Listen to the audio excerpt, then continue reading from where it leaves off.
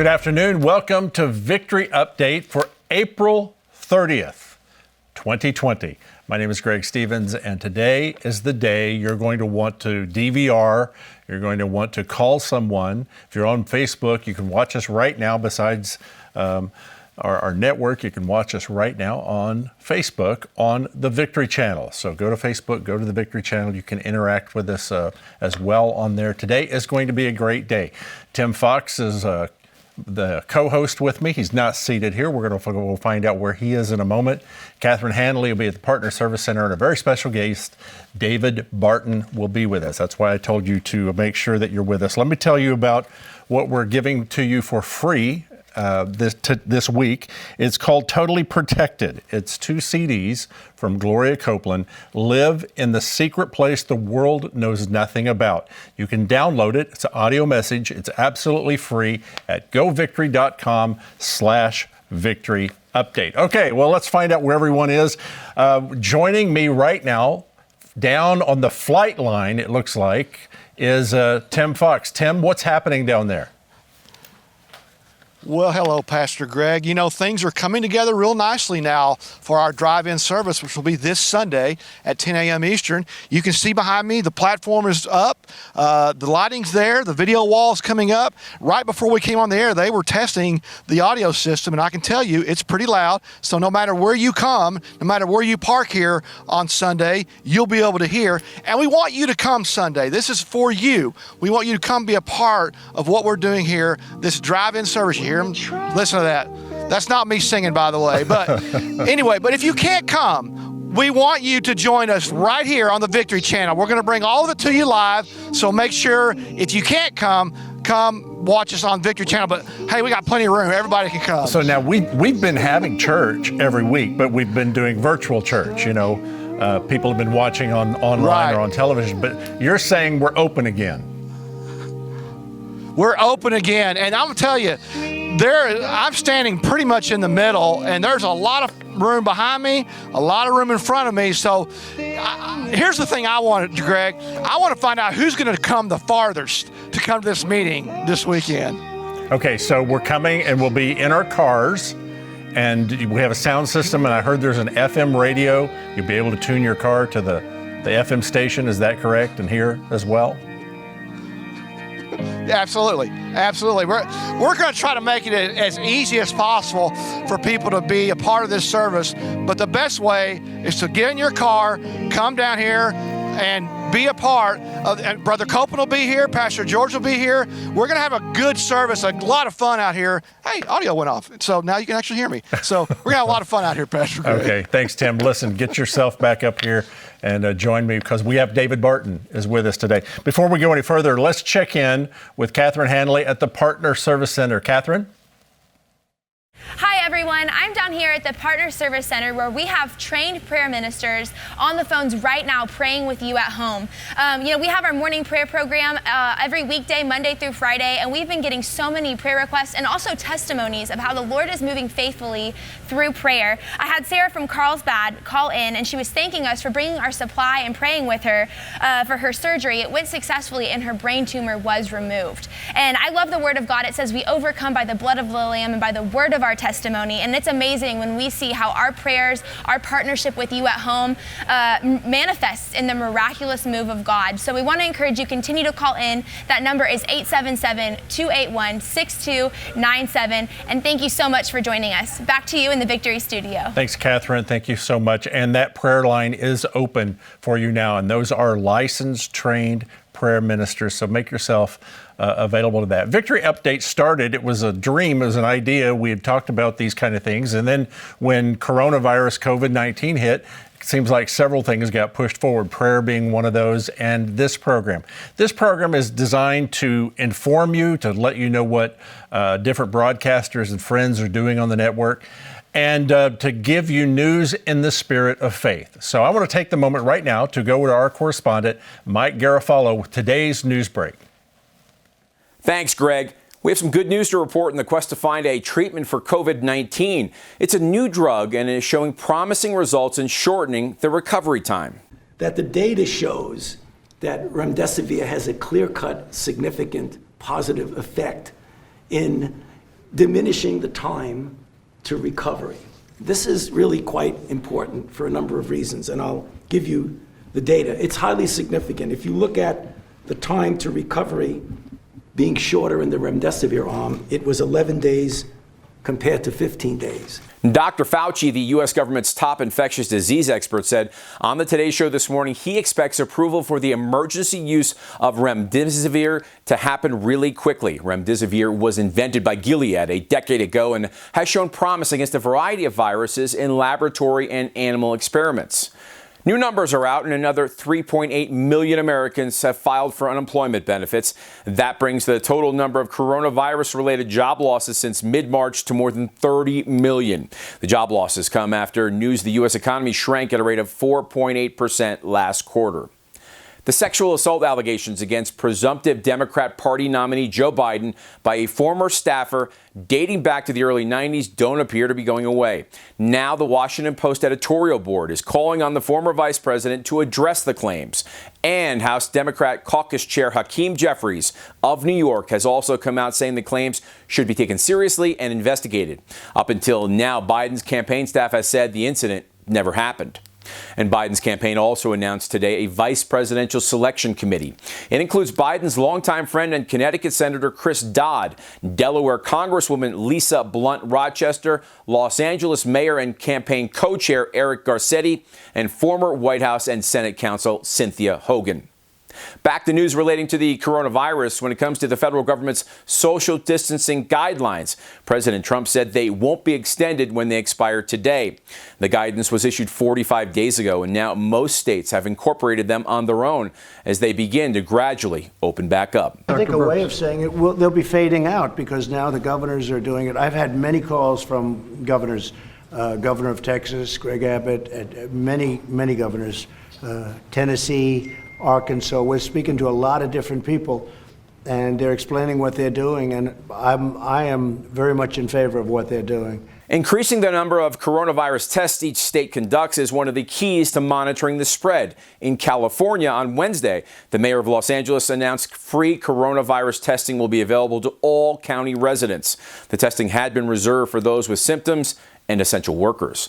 Also in California, Governor Gavin Newsom is expected to issue an order today, closing all beaches and state parks effective tomorrow, May 1st. Comes after tens of thousands of people flocked to the seashore last weekend, despite Newsom's stay-at-home order.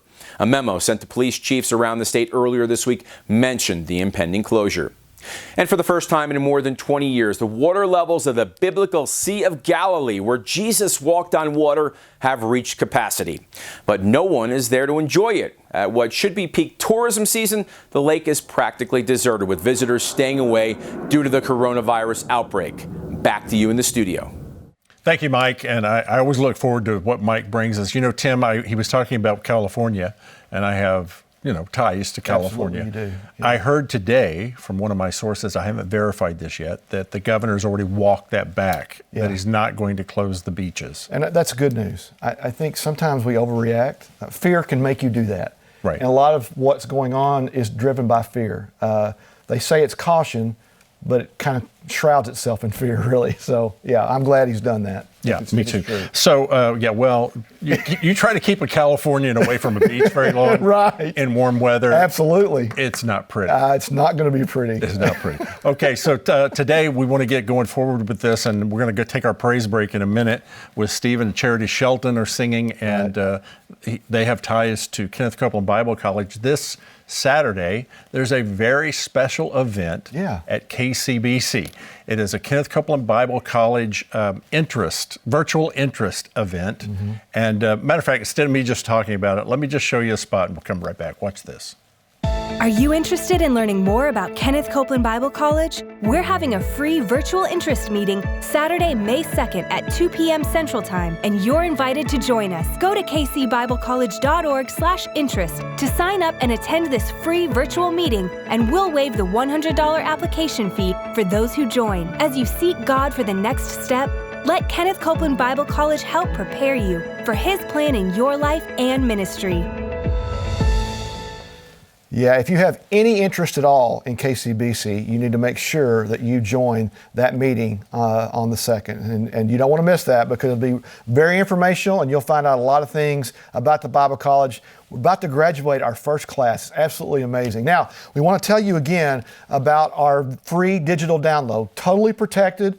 Live in the secret place the world knows nothing about by Gloria Copeland. It's real easy for you to get this. Go to govictory.com/victory update and you can get your free digital download. Now, we're going to take a quick little praise break here. We've got Stephen and Charity Shelton along with D-Mims. They're going to be singing a great song for us called Open the Heavens.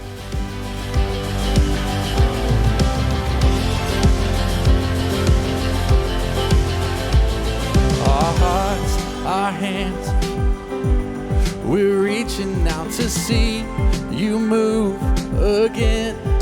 We can hardly wait. Come flood this place.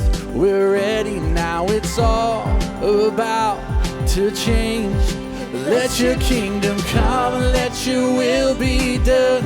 Let your fire fall. Let your fire fall. Open the heavens. Pour your spirit out on us. Unleash your presence. Jesus, come alive in us. Open the heavens.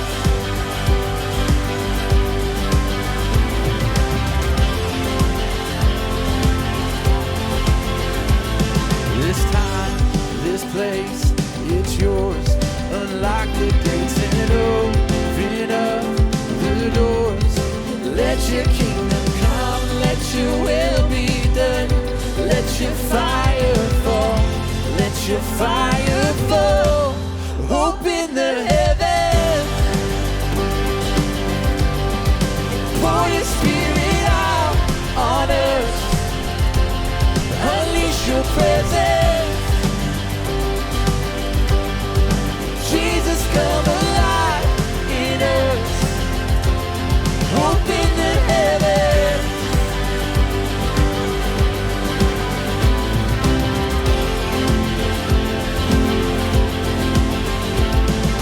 Darkness trembles, mountains shake. What was dead now comes awake. With every captive breaking free.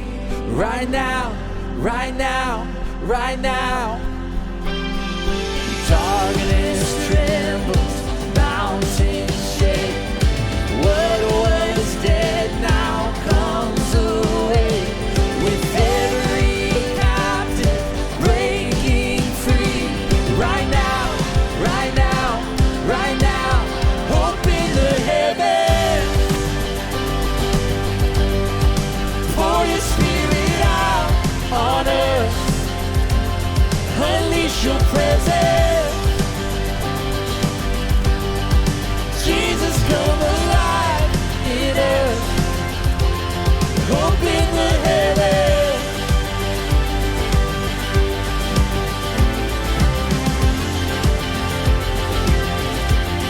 Open the heavens.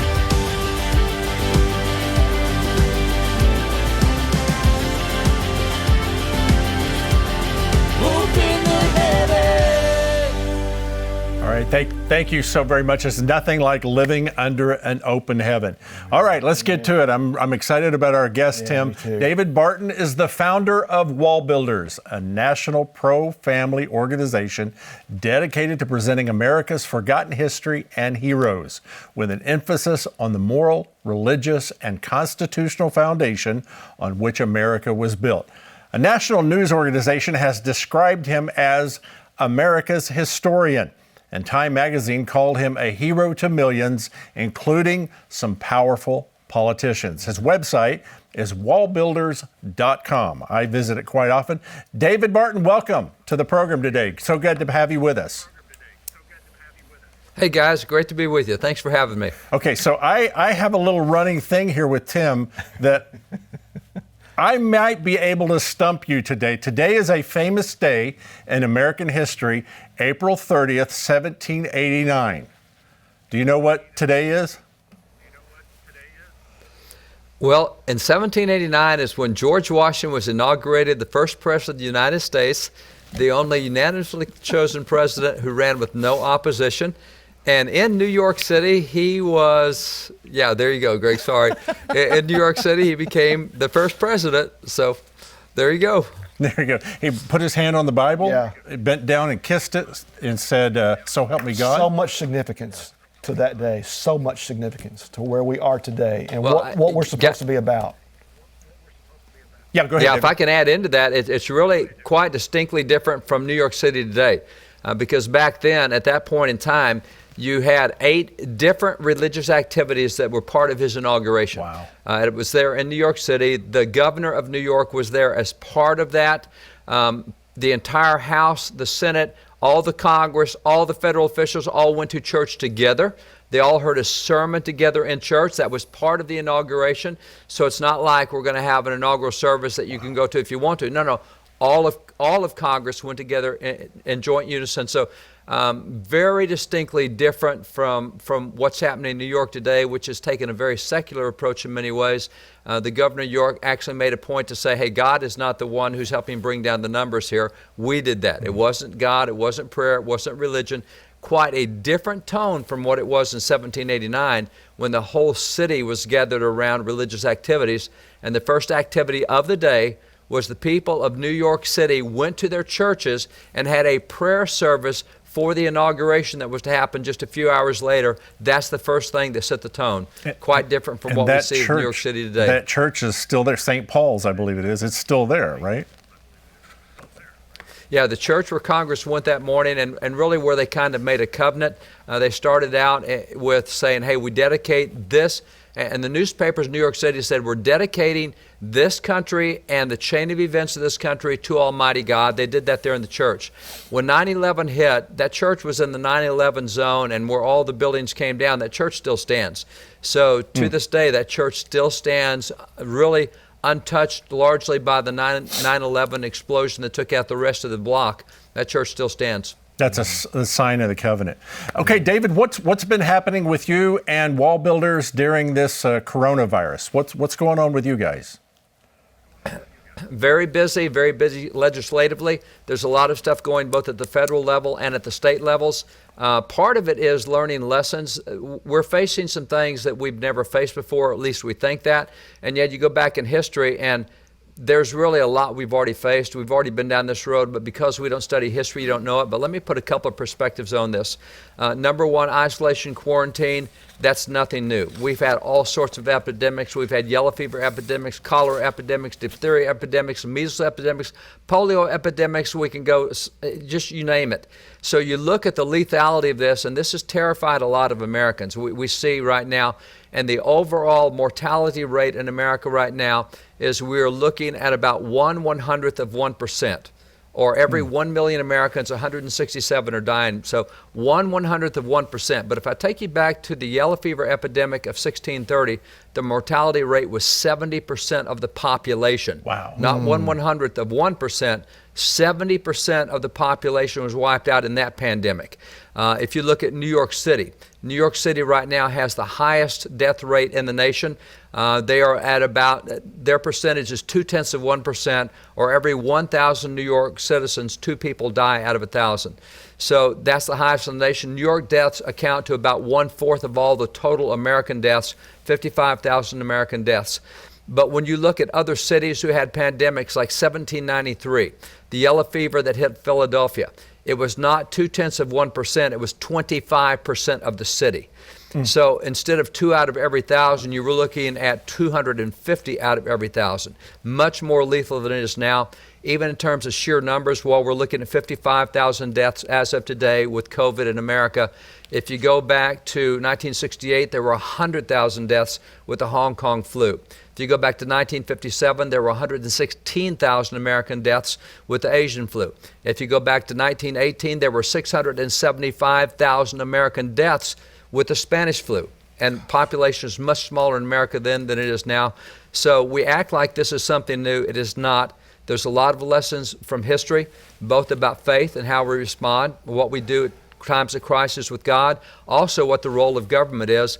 And we're acting like this is new ground today, and we shouldn't be. We've got some great lessons we can turn to. Okay, so talking about that then, David, how did we react in those previous ones, both the family of faith, the churches, and the government? Did we react in the same way we are today? Well, let's take the churches first. On the church side, churches were willing to be good citizens and cooperate and participate. For example, the 1918 Spanish flu, the churches of D.C. D.C. was at that time, the officials of D.C. said, hey, let's get away, let's get the social distancing going, let's shut these places of gathering down for a while. And pastors said, look, we're willing to do that, we want to be good citizens, help us. But as that Spanish flu rolled on for a while, and as the numbers started flattening and things started getting better, which is what we're seeing right now, they said, hey, look, we're not going to keep churches closed all this time, and you don't have a constitutional standing for us to do that, so we're going to open up churches again. Now, it's interesting that this weekend, on May the 2nd, all across the nation, pastors are going back and saying, you know, we've been good citizens, we have done this voluntarily all along. The pastors that have been, we've never seen a time when government has come after pastors like now. Pastors, several have been arrested, several churches, parishioners have been ticketed. They were doing services with all the social distancing, with everything right. They're still getting ticketed. Every one of those cases we've taken to court, we have won, hands down, very promptly. Even as of this morning, we're seeing more mayors and more governors back off from trying to shut churches because there's no basis for it. So what we're seeing now and what we'll see this weekend with churches going back into service, that's pretty much consistent with what happened in the Spanish flu, others. Now, what's kind of different this time is we don't see the same level of federalism. Now, I will say President Trump, in my opinion, has done an excellent job. Federalism means we understand there's a federal government, there's a state government, and there's local governments. We have the president, we have governors, we have mayors. So with these previous pandemics, for example, the Spanish flu of 1918, President Woodrow Wilson said nothing about it. It was not a federal issue. States deal with this. Cities deal with this. This is not a federal issue. We're not going to tell you what to do. So what you saw was the governors and the mayors deal with it. Yeah. What we have right now is everybody saying we need a government response. And to President Trump's credit, he said, look, I'm going to lay out some guidelines for you, but this needs to be done at the state level. Okay, so we're seeing governors like Governor. Yeah, go ahead. Is that a constitutional thing then for this to be actually handled at the state level rather than the federal government? It is. The Constitution has what's called enumerated powers. Okay. The federal government, according to the framers of the Constitution, the federal government can only do the 17 things that the Constitution says it can do. If it's not one of those 17, the 10th Amendment of the Constitution says if it's not one of those 17, it belongs to the states. Health care is not a federal issue. It is dealt with at the state level. And as we have seen, South Dakota Governor Kristi Noem has not done any of the social distancing stuff. She's let the state run. They're having a really low rate. And on the other hand, you have Gavin Newsom, you have Andrew Cuomo, who are micromanaging everything. The rates are about the same. They're actually higher in those states. But that's a state response. The governors can do as they wish. And within that, under the governors, the mayors can do as they wish. So even here in Texas, what we're seeing for the Dallas County officials there, they're doing it totally different from what's being done in Tarrant County or what's being done in other cities. That's the federalism way to do it. That's the constitutionally correct way to do it. You know, David, you mentioned you felt like the president has done a really good job. Can you say the same, and you've kind of gone into it a little bit, can you say the same about some of these governors and mayors, about some of the steps they've taken? Have they basically trampled our constitutional rights? There has been a trampling of constitutional rights for sure. One has been the freedom of religion, free exercise. That's where we're winning those cases in court. We're also seeing that people who are protesting saying, hey, we don't like being without a job. We want to work. Even though they're following social distancing guidelines and their protests, they're still being arrested. That's a First Amendment violation. We're seeing the same thing with the Second Amendment. We saw the mayor of Jackson, Mississippi say, I'm suspending all Second Amendment rights, gun rights. You can't do open carry in the city during this time of crisis. No, a crisis does not suspend your constitutional rights. And so we're seeing a lot of attacks on that. The one thing we have not seen an attack on is the press. If some governor said, hey, we're not going to let the press meet, you'd hear the press scream about it. But right now, the press has been very silent about the violation of the other 5 rights that we're seeing. So they've been very silent. But at this point, there's a lot of constitutional violations going on. We're not losing those cases. We're winning those cases. And that is pushing the governors back. I will give you, if I can, a little spin from what I think it is. Hebrews 2:15 says that where you have a relationship with God, there is no fear of death. And what you will see is the more secular-minded the governor and the mayor, the more panicked they are in their response, the more fearful they are. We had the official that's running Dallas County. He predicted that 495,000 Texans would die, not Americans. We've had 55,000 Americans. He said 495,000 Texans. Gosh. And so he just shut the city down. He shut everything down. He just got fear and panic. And you can see that in certain governors. They have a fear and they have a panic of death. Others that really know the Lord, they're a lot more confident. They've got days of prayer going. They're asking for God's help. They're using common sense things. They're not running out of fear and panic. And I think that's a big difference you see right now is secular-minded leaders are doing fear and panic and micromanaging everything. Those that are more God-conscious are a lot less fearful, and they're using a lot more common sense, a lot more constitutional observation. David, if you would take a minute or minute and a half here and talk to our people as the restrictions are now lifting and they're getting out, what they should do, how they should pray, what should we do now as a believing people? Well, what we should do now as a believing people is realize we have a ministry. I think this has been very good for the church. For the last 100 years, the church has been saying, oh, you guys come to us. Now we're being forced to go to the other guys. That's the way it was supposed to be. That's what the Great Commission is about. I think this is a very good time for the church if they will respond right. I think it's also a very good time for us to realize there's a lot of needs out there. While we have seen the deaths go up with COVID-19, we've seen the rate of suicide increase at a faster rate than we have the COVID deaths. So the fear of isolation, the fear of death, all that stuff, man, we really need to minister to some people and settle the fears down, give them confidence, bring them some peace that we can do. We need to be very conscious of those who have been isolated for a while. A lot of people have not had the parenting skills. We're seeing child abuse rates go up, domestic violence rates go up. Christians, biblical believing Christians have solutions for all of that. Yes, we should look to our neighbors around us and say, hey, we can help you with this. This is a good time for me to be a good neighbor. That's what we should be doing. David, I want to thank you so much, and I want to encourage all of you to go to Wall Builders.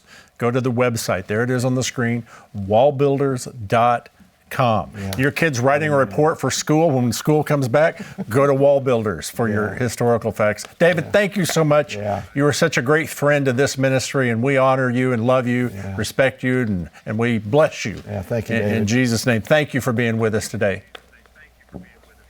Thanks, guys. You too. God bless. You bet. Okay, we've got a minute and a half here. I want to sting us out, but remind us again what's happening this weekend. This weekend, drive-in church this Sunday at 10 a.m. Central. You want to be here. Get in your car and come down here. As I mentioned at the top of the program, when you come, we want to know how far away you drove from and how far you came. So come be a part of that. Okay. All right. Last minute or so, we're going to go out singing again with Stephen and Charity Shelton.